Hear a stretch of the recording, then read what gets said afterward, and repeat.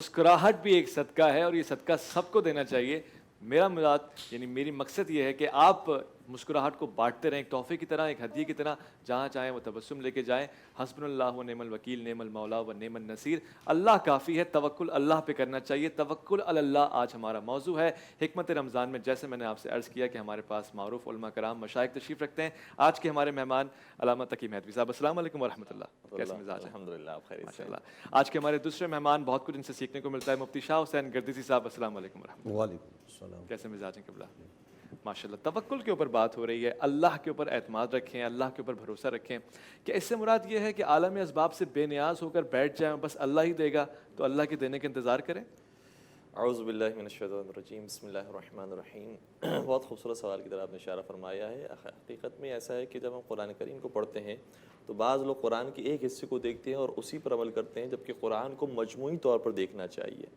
अगर एक मकाम पर कुरान करीम में आया है कि फ़लियतवक्कलिल मुतवक्किलून, के चाहिए कि जो तवक्कुल करने वाले हैं वो अल्लाह पर तवक्कुल करें, तो दूसरी तरफ से ये भी आया है कि वो लैसा लिल इंसान इल्ला मा सअ, कि इंसान वही कुछ हासिल करता है जितनी वो कोशिश करता है। और हकीकत में देखा जाए तो इंसान के पास कुछ है भी नहीं सिवाय कोशिश के। यानी जो आज़ा जवारे दिए हुए हैं वो परवरदिगार की देन है, जो हुस्न जमाल दिया हुआ है वो खुदा की देन है, जो अक्ल दी है खुदा की है, जो ताकत दी है खुदा की है, सब कुछ खुदा का ही है। अगर हमसे इस दुनिया में कुछ मांगा है तो यही कोशिश मांगी है। नबी अकरम हज़रत मोहम्मद मुस्तफ़ा सल्लल्लाहु अलैहि वसल्लम एक मकाम से गुजर रहे थे तो कुछ लोगों को देखा कि वो खेत के करीब बैठे हैं लेकिन खेती नहीं कर रहे। तो सवाल किया कि तुम क्यों इस तरीके से फारिग बैठे हो? उन्होंने जवाब दिया कि नहनुल मुतवक्किलून, हम तवक्कुल करने वाले हैं। तो पैगम्बर अकरम ने बड़ा खूबसूरत जवाब दिया। फसाद व बलागत पैगम्बर के आगे तो हीच है। तो पैगम्बर अकरम ने फरमाया ला बल अंतुम मुत्तकिलून, तुम तवक्कुल करने वाले नहीं हो बल्कि बोझ बन जाने वाले हो। बोझ बन जाने वाले, वाह खूबसूरत, माशाल्लाह, सुभान अल्लाह। तो जो बैठा हुआ है आदमी और यही समझ रहा है कि मैं अल्लाह पर तवक्कुल किए हुए हूँ, तो वो अल्लाह पर तवक्कुल नहीं कर रहा, वो दूसरों के लिए बोझ का सबब बन रहा है। और जाहिर सी बात है कि परवरदिगार की ज़ात है जो देने वाली है, इंसान को जहमत करना पड़ती है और मजदूरी करना पड़ती है। अब अगर इंसान कुछ नहीं कर रहा है तो क्या किस तरीके से कमाएगा? वही होगा कि दूसरे अफराद होंगे जो उसके लिए बंदोबस्त करेंगे और उसको खाना मुहैया करेंगे। तो अगर वही काम जो दूसरों से इंतज़ार कर रहा है खुद अंजाम देने लगे तो इससे बेहतर और कोई चीज़ नहीं हो सकती। फिर इसी तरीके से जनाब सालिब अंसारी का एक वाक़या बड़ा खूबसूरत है कि कभी कभार ऐसा भी होता है कि इंसान जब अपनी दौलत और अपने इल्म को थोड़ा सा इस्तेमाल करना शुरू करता है तो बड़ा उस पर नाजा भी हो जाता है कि मैं ही सब कुछ हूँ और खुदा जो है वो अगर देना चाहता तो किसी और को भी दे सकता, तो मुझे ही दिया हुआ है। सही। तो फिर वो तवक्कुल को छोड़ देता है। एक तरफ से हमें ये दर्स दिया है कि तुम्हें परवरदिगार पर तवक्कुल करना है, और इसका ये मतलब नहीं कि कामकाज को छोड़ दो। अगर कोई काम काज शुरू कर देता है और उसका काम रौनक पकड़ लेता है तो वो फिर परवरदिगार को छोड़ देता है। उस तरफ से भी ना हो जाए, तवाज़ु होना चाहिए। तो सालिब अंसारी आया करते थे पैगम्बर अकरम की खिदमत में, हमेशा पीछे नमाज पढ़ा करते थे। तो आकर दरख्वास्त की कि या रसूलल्लाह मेरे लिए दुआ फरमाइए। पैगम्बर अकरम ने कहा कि जिस हालत पर तुम हो उसी हालत पर राजी रहो, परवरदिगार ने इसी हालत को तुम्हारे लिए पसंद किया है। कहते नहीं या रसूलल्लाह, हर एक यहाँ पर कमा रहा है और हर एक का कारोबार है। बार बार आकर इसी बात को तकरार किया। 2-3 मरतबा जब ये बात तकरार हो गई तो पैगम्बर अकरम ने बाज़ मुख्तलिफ रिवायतें, एक में कि पैगम्बर अकरम ने दुआ फरमाई, एक रिवायत के मुताबिक पैगम्बर अकरम ने 1 दिरहम उसे अता कर दिया, इससे तिजारत का आगाज़ करो। और फिर जनाब सालिब अंसारी ने तिजारत का आगाज़ किया तो 1 दिरहम से 10 दिरहम, 10 से 100, और इस तरीके से कारोबार रौनक पकड़ना शुरू हुआ। जब कारोबार को रौनक हासिल हो गई तो जो हर दफ़ा आकर पैगम्बर के पीछे नमाज पढ़ा करते थे अब थोड़ा आखिरी सफ़ों की तरफ जाने लगे। अच्छा। और ऐसे ऐसे उन्होंने पैगम्बर अकरम के पीछे जमात नमाज पढ़ना छोड़ दी। और फिर इतने ज़्यादा उनके जानवर हो गए और इतना ज़्यादा उनका कारोबार बढ़ गया कि मदीने से बाहर उन्होंने एक जगह ले ली। अल्लाह अकबर। और सिर्फ जुमा जाते थे जुमे की नमाज पढ़ने के लिए। अल्लाह अकबर। जो हम हर वक्त पैगम्बर के साथ होते थे वो जुमा जाया करते थे। फिर एक वक्त वो आया कि पैगम्बर अकरम को इत्तला पहुंची कि इसके पास इतने सारे जानवर हैं तो ज़कात भी इस पर वाजिब है, लिहाजा जाओ इससे ज़कात लेकर आओ। जब लोग गए सालिब अंसारी से मुखातिब होकर कहा कि पैगम्बर अकरम ने आपसे ज़कात मांगी है क्योंकि आपकी जो माल है वो निसाब तो पहुंच जाता है। तो फिर सालिब अंसारी कहता है कि निसाब मैं क्यों दूं? ये तो मेरा माल है और मैंने कमाया है। अच्छा। अगर खुदा ने दिया होता नाउजुबिल्लाह तो फिर मैं खुदा के हवाले करता और आए खुदा में खर्च करता। ये तो मेरी मेहनत है और मेरी रहमत है। तो दूसरी तरफ से इंसान उस तरफ ना चला जाए कि अगर काम करने लगा है तो उसका कोई कमाल है और वो खुद जो है वो कोई काबिल था اور جب یہ کیفیت ہوتی ہے تو پھر پیغمبر اکرم جاتے ہیں اور کہتے ہیں کہ وہ 1 درہم جو میں نے تجھے دیا تھا واپس کر دے، اللہ اکبر، وہ ایک درہم، وہ 1 درہم واپس کر دے، ظاہری طور سے اس کی کوئی حیثیت کوئی حیثیت نہیں ہے۔ جی تو ثعلبہ انصاری نے بے نیازی کے ساتھ درہم جو ہے وہ پیغمبر اکرم کے حوالے کیا، لیکن بس وہ پیغمبر اکرم کے حوالے وہ درہم واپس آنا تھا کہ جو کاروبار کو اس کو رونق حاصل ہوئی تھی وہ آہستہ آہستہ اسی کیفیت کے اندر آنے لگا، اور پھر پیغمبر اکرم کے پیچھے آ کر دوبارہ سے نماز پڑھنے لگا۔ تو یہ کہیں نہ ہو جائے کہ انسان کے اگر مال کے اندر ترقی حاصل ہو رہی ہے، ویسی ظاہری طور پر ترقی مل رہی ہے، تو پھر وہ پروردگار کو چھوڑ دے، ہر وقت پروردگار کے اوپر توکل کرنا یہ ضروری ہے۔ بعض اوقات متاع دنیا کا جانا متاع آخرت کا آنا بن رہا ہے۔ کتنی خوبصورت بات آپ نے کی ہے۔ اور رفع میں شاہ صاحب اکثر یہ دیکھا گیا ہے کہ بڑے توکل کے ساتھ ایک جگہ بیٹھ جاتے ہیں اور کسی سے کچھ مانگتے بھی نہیں ہیں۔ بعض اوقات تو کوشش اور جسارت ایک چیز ہوتی ہے، بڑا ایک خاص توکل دیکھا جاتا ہے عرفہ میں۔ کیا فضیلت ہے توکل علی اللہ کی؟ قرآن حکیم فرقان حمید میں ہے وَمَن يَتَوَكَّلْ عَلَى اللَّهِ فَهُوَ حَسْبُهُ، بے شک جو اللہ جل جلالہ پر بھروسہ کرتا ہے تو اللہ تعالیٰ اس کو کافی ہوتا ہے۔ کافی ہوتا ہے۔ لیکن مسئلہ یہ ہے کہ بھروسے یا توکل کا کیا مطلب ہے کہ اسباب کو ترک کر دیا جائے؟ جی ایسا نہیں ہے۔ ایسا نہیں ہے۔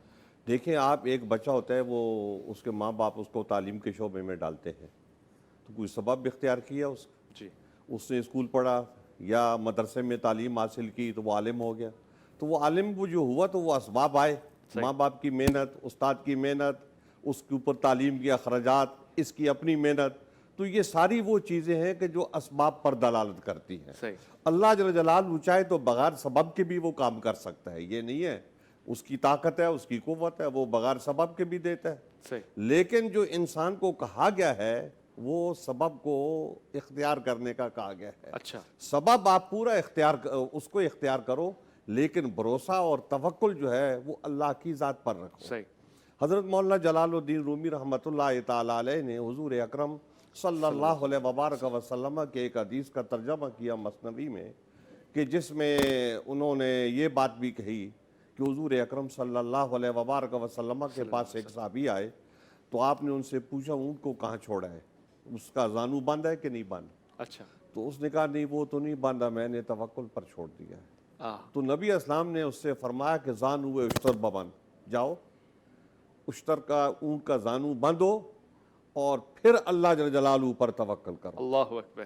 تو وہ مولانا جلال الدین رومی رحمۃ اللہ تعالی علیہ نصیحت کرتے ہوئے یہ بات کہتے ہیں کہ از توکل در سبب کاہل مشو، کہ یہ نہ ہو کہ آپ جو ہے سبب میں قائل ہو جائیں توکل کے بانے، تو یہ نہیں ہونا چاہیے۔ جب آپ توکل سبب پورے کریں، اسباب پورے کریں، اور پھر جو ہے بھروسہ اللہ جل جلالہ کی ذات کے اوپر، اور وہ اللہ کی ذات وہ ہے کہ وہ بغیر سبب بھی کر سکتا ہے، کہ جیسے اس نے زمین و آسمان پیدا کیے تو ایسے پیدا کیے کہ بدیع السماوات والارض، کہ اس سے پہلے اس کی کوئی نظیر نہیں تھی، کوئی مثال نہیں تھی، تو اللہ جل جلالہ سارے کام کر سکتا ہے، وہ بغیر سبب کے بھی ہو سکتے ہیں۔ لیکن یہ ہے کہ آپ کو سبب کرنے کا، سبب کو اختیار کرنے کا حکم ہے۔ اب جب آپ نے سبب کو اختیار کر لیا اور پھر اس کے بعد جو ایک آپ کی آمدن ہے، آپ اس دائرے میں رہیں، سبب پورے کے پورے استعمال کریں، اس دائرے میں رہیں، تو اس دائرے کے اندر رہ کے جو ہے نا اپنے جو وسائل ہیں ان کو استعمال کرنا اور وسائل میں رہنا، اس کو کہتے ہیں قناعت جو ہے، کہ قناعت کی زندگی اختیار کرو۔ تو مسلمان پرانے زمانے میں بڑے قانے قسم کے ہوتے تھے، اور خصوصیت سے حضرات صوفیہ کرام تو بڑے قناعت والے لوگ ہوتے تھے، اور یہ ان کا تو طریقہ کار ہی یہ تھا کہ کاروبار بھی بڑا ہلکا سا کرتے تھے، بڑا لمبا چوڑا کاروبار بھی نہیں کرتے تھے، مختصر سا کاروبار کرتے تھے، اور قناعت سے جو ہے نا وہ گزارا کرتے تھے۔ لیکن اس قناعت میں بھی جو ہے وہ اپنی نیکی پھیلاتے رہتے تھے۔ حضرت امام ابو القاسم قشیری نے ایک صوفی کا واقعہ لکھا ہے کہ وہ لوگ جو ہیں اس کو کھرا روپیہ جو ہے نا وہ سکہ، کھوٹا سکہ دے جاتے تھے، تو وہ لے لیتا تھا، تو وہ مشہور ہو گیا کہ اس کو پتہ نہیں چلتا، اور وہ کھوٹا سکہ جو ہے نا وہ لے لیتا ہے، اس کی تمیز نہیں رکھتا، تو وہ خیر کھوٹا سکہ لے کے اس کو جو چیز دینی ہوتی تھی وہ دے دیتا تھا۔ اس کی موت کا وقت آ گیا تو وہ ایک صندوق بھرا ہوا تھا کھوٹے سکوں کا، تو اس نے کہا باری تعالیٰ، میں نے تیرے بندوں سے یہ کھوٹے سکے قبول کیے، آج ان کے بدلے میں یہ کھوٹا ہائے سکہ ہائے دوسرے کو آج منہ اس پر کے لو۔ بدلے میں یہ تو کھوٹا گویا وہ سکہ۔ اس شعبے میں خدمت خلق کر رہا تھا ہائے ہائے کہ وہ لوگوں کے کھوٹے سکے قبول کر کے تو ان کی مدد کر رہا تھا۔ وہ لوگ سمجھ رہے تھے کہ ہم ہوشیار ہیں، ہم چالاک ہیں، یہ سادہ آدمی ہے، لیکن یہ سادگی میں اپنا کام کر رہا تھا۔ تو گویا وہ اپنا کاروبار بھی کر رہے ہیں اور قناعت سے اپنا سارا نظام جو اور ہے ایک پیغام وہ بھی چلا دے رہے ہیں ہے۔ کہ وہ اصل بخشنے میں والا ہمارا ہے۔ مسئلہ اس وقت خراب ہوتا ہے جب ہم پڑوسی کو دیکھتے ہیں کہ وہ بہت خوشحال ہے، بہت مالدار ہے، تو پھر ہمارے اندر ولولہ پیدا ہوتا ہے کہ یہ کیوں مالدار ہے۔ تو اور یہ یہ اچھی کیفیت آپ نہیں ہے۔ جدوجہد کریں، آپ جدوجہد کریں، کوشش کریں، منع نہیں ہے، پروردگار بھی لیکن یہی یہ کہتا ہے۔ کہ اس کے پاس یہ کیوں آ گیا، میرے پاس کیوں نہیں ہے، یہ حسد کی بنیاد یہ ہے۔ حسد کی بنیاد پہ کہا گیا منسا وجدہ، جو کوشش کرتا ہے وہ پا لیتا ہے۔ کوشش بنیادی چیز ہے، توکل اس سے بڑھ کے ہے، مگر کوشش سے آری نہیں ہونا چاہیے۔ آپ کچھ کہنا چاہ رہے ہیں؟ جی میں یہ کہہ رہا ہوں کہ حضور اکرم صلی اللہ علیہ وبارک وسلم ایک سال کا خرچہ اپنی ازواج مطہرات کو دے دیتے تھے۔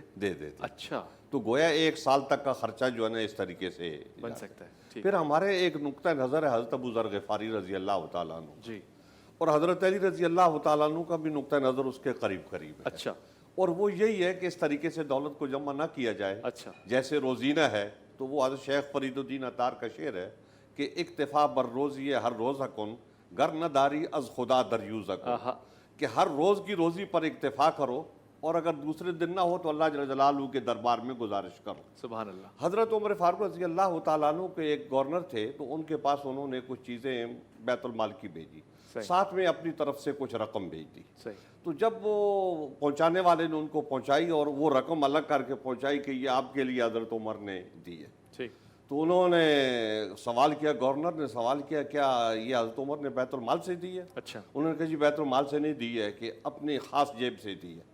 تو انہوں نے کہا کہ کیا عمر اتنے دولت مند ہو گئے ہیں کہ وہ مجھے بھی پیسے دینے لگ گئے؟ اللہ، تو وہ پیسے جو حضرت عمر نے ان کو دیے تھے وہ انہوں نے سامنے رکھ لیے اور تقسیم کرنے شروع کر دیے۔ صحیح، تو اندر سے ان کی بیوی نے آواز لگائی کہ ایک درہم آج کے لیے ہمیں بھی دے دو۔ تو وہ ایک درہم اٹھا کے انہوں نے اپنے گھر والوں کو بھی دے دیا۔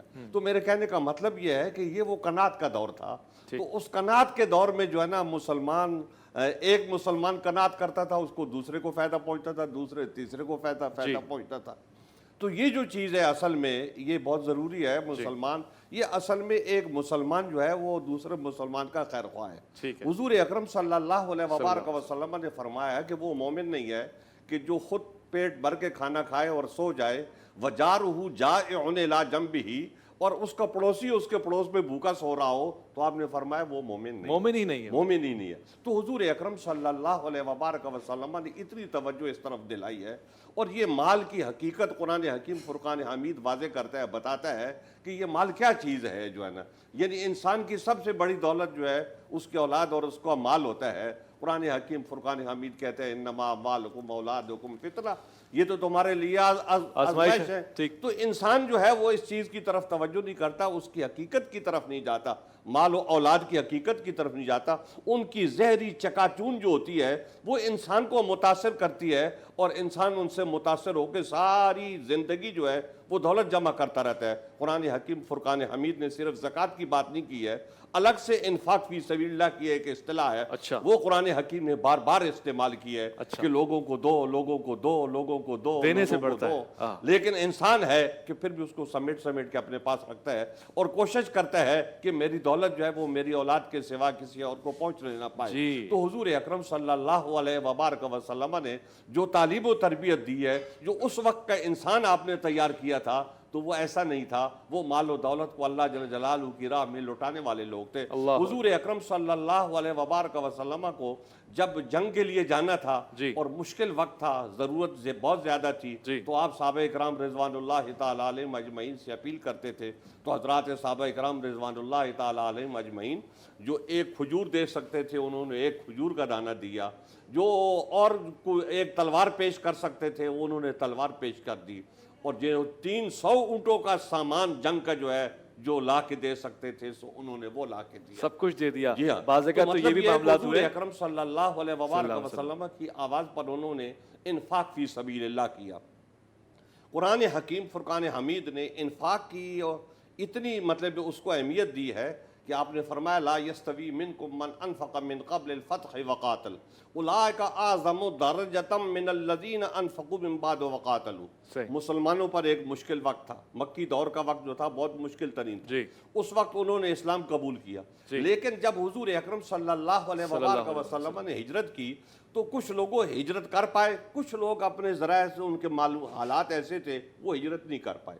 جن لوگوں نے ہجرت کی قرآن حکیم فرقان حمید کہتا ہے انہیں انفاق فی سبیل اللہ کا اور قتال فی سبیل اللہ کا موقع ملا تو ان کے درجات بہت بلند ہیں. بلند ہو گئے. اور جو لوگ ہجرت سے رہ گئے اور فتح حدیبیہ کے بعد جو ہے وہ انہوں نے ہجرت بھی کی، وہ آ بھی گئے اس طرف، تو ان کا وہ درجہ نہیں ہے جو درجہ ان پہلے والوں کا ہے، کیونکہ وہ مشکل ترین دور تھا. صحابہ اکرام جو ہے نا وہ ایک ایک کھجور اللہ کی راہ میں صدقہ کرتے تھے، تو حضور اکرم صلی اللہ علیہ وبارک وسلم اس پر بھی ان کو خراج تحسین پیش کرتے تھے اور فرماتے تھے کہ یہ جو تم لوگ ایک کھجور اللہ کی راہ میں خرچہ کر رہے ہو، تمہارے بعد والے جو لوگ ہیں وہ اگر اوت پہاڑ جتنا سونا جو ہے وہ اللہ کی راہ میں خرچہ کریں تو ایک کھجور کے دانے کے ثواب کو وہ نہیں پہنچ سکتے. بہت تو حضور اکرم صلی اللہ علیہ وبارک وسلم نے جو ایک معاشرہ تیار کیا تھا وہ انفاق فی سبیل اللہ والا، وہ انفاق فی سبیل اللہ والا. تو اور آپ نے ایک جملہ کہا وہ میں نے نوٹ کر لیا کہ صلح حدیبیہ کو آپ نے فتح حدیبیہ کہا، بہت خاص بات ہے. جی ہاں، اس سے مراد جو ہے نا فتح ہی ہوئی نا اصل میں. حدیبیہ. کیا بات ہے، خوبصورت بات آپ نے کہی. چھوٹی سی بات میں درخواست کروں گا کہ ایک روایات اصل میں انا فتحنا لک فتحا جی وہی میں نے کہا فتح ہے، حدیبیہ کے بارے میں نازل بالکل ایسے اور یہ جو آیت کریمہ ہے یہ بھی حدیبیہ کے بارے میں. اور دراصل یہی تو فتح تھی مسلمانوں کی، صلح میں تو فتح ملی تھی حضور. سوری.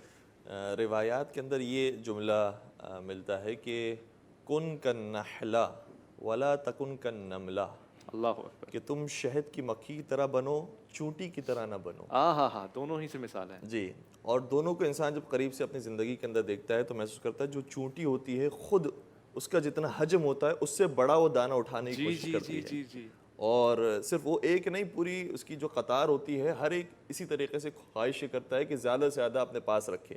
تو کہا خبردار چونٹی کی طرح نہ بنو کہ جو اپنے سے حجم سے زیادہ بڑھ کر رزق لینے کی کوشش کرتی ہے، بلکہ شہد کی مکھی کی طرح بنو. اور شہد کی مکھی کی مثال مولا کائنات نے نہج البلاغہ میں اس انداز سے دی ہے کہ کن کالنحلہ اذا اکلت اکلت طیبہ وَإِذَا وَضَعَتْ وَضَعَتْ طَيِّبًا، کہ شہد کی مکھی وہ ہے کہ جب وہ اپنے پاس رس جمع کرتی ہے تو وہ بھی پاک و پاکیزہ پھولوں کا جمع کرتی ہے. سبحان اللہ سبحان اللہ. تو رزق تلاش کرو تو وہ بھی پاک اور طیب تلاش کرو، اور جب دیتی ہے تو وہ بھی پاک و پاکیزہ شہد کی صورت میں دیتی ہے. تو جب دو تو بھی وہ اتنے ہی خوبصورت انداز میں شہد کی طرح. کیا لطافت ہے، کیا عمدگی ہے اس بات میں. دیکھیے ذرا، چونٹی کی طرح نہ بنو بلکہ شہد کی مکھی کی طرح بنو. دونوں کے اعمال ہے. اللہ تعالیٰ شرم محسوس نہیں کرتا، آر محسوس نہیں کرتا. انسانوں کو سمجھانے کے لیے کہیں چینٹی کی اگزامپل دے رہا ہے، کہیں آپ کو شہد کی مکھی کی، کہیں مکڑی کی اگزامپل دے رہا ہے.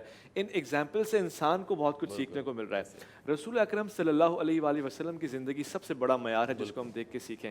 آپ کی زندگی میں توکل کا کوئی ایسا واقعہ ہمارے ناظرین کو اگر آپ سنائیں تو بہت کچھ سیکھنے کو مل جائے. میں چاہتا ہوں نبی اکرم صلی اللہ علیہ وسلم کی پوری زندگی کو اگر دیکھا جائے، بالخصوص جو مکی دور ہے، دیکھیں اب سختیاں بڑھتے سے بڑھتے جا رہی ہیں اور اس قدر بڑھ گئی کہ شیب ابی طالب میں بیٹھنا پڑا.